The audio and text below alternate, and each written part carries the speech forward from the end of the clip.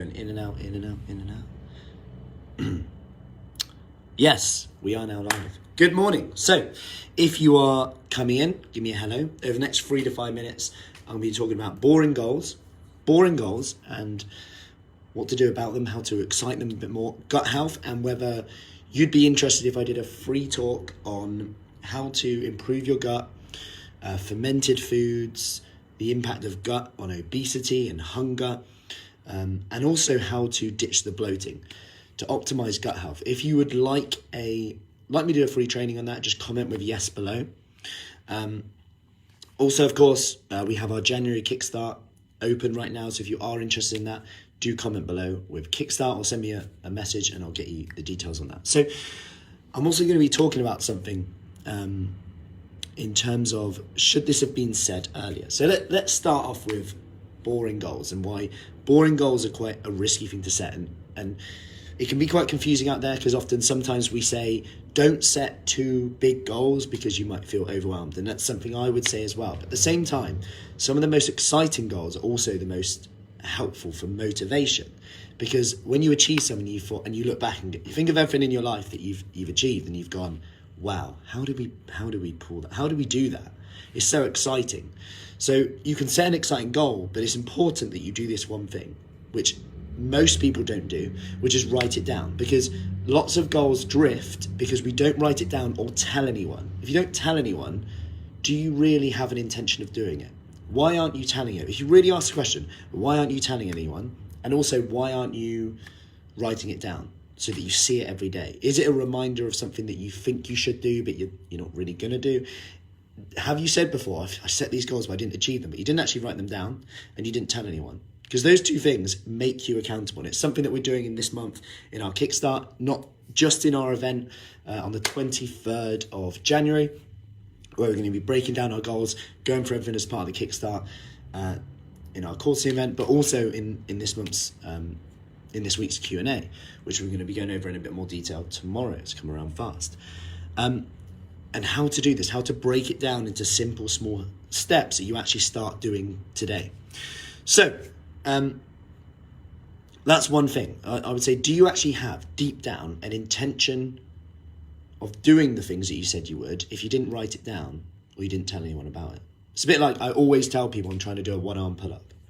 It actually forces me to go, blimey, I better get on with that, just in case someone asks. So, and I also want to talk about something. Yesterday, I sent an article. Someone said, you might find this quite interesting. And it was in CNN. CNN have posted about how, and I quote, from studies that have been from 2020, and 2021, and a more recent one, back end of 2021, around COVID and also obesity. So I'll quote from here: people with obesity are 46% more at risk of getting COVID-19. According to a study from August, it found that they are also more at risk of getting really sick, facing 113% higher chance of being hospitalized, 74% higher risk of needing to be treated in intensive care, and perhaps most troubling, this is quote, 48% increased risk of death.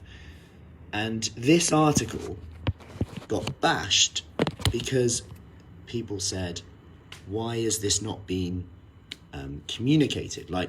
We've got a good opportunity to share helpful tips. And at the start of the pandemic, I remember Boris Johnson talking about his weight loss journey, how without that, he may have struggled more.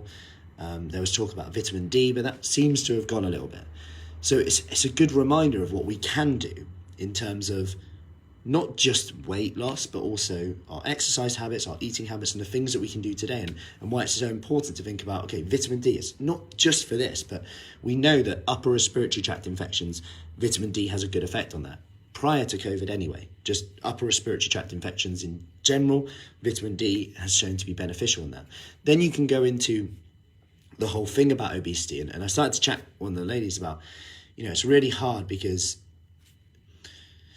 if you just say that and someone has a poor relationship with food, or, there's gut health, there's the FTO gene that makes people tend to eat more.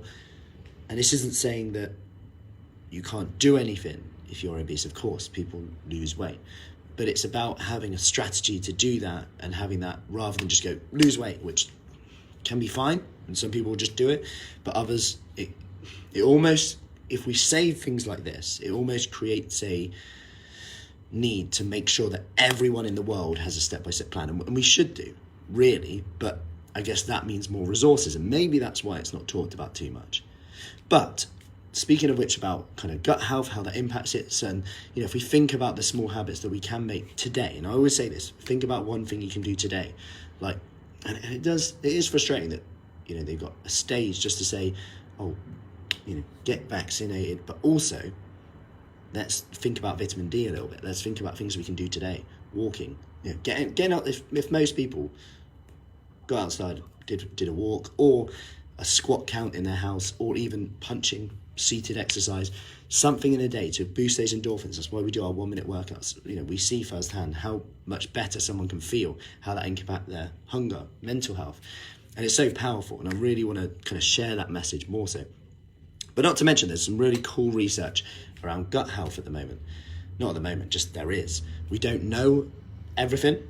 So if anyone says they know everything, run, because it's such an intense area and developing area. And I'm sure in the future you'll be able to go, yeah, you're missing this gut bacteria, your microbiome needs this, we can give you this. And that's why probiotics, fermented foods are getting big coverage, and prebiotics, which are more fermented foods.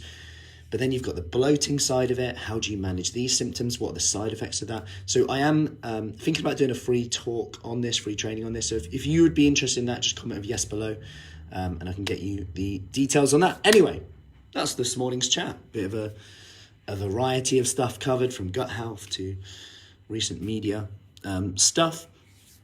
Anyway, any questions, as always, hey Helen, hey Sandy, hey Maggie, hey Sarah, hey Bill.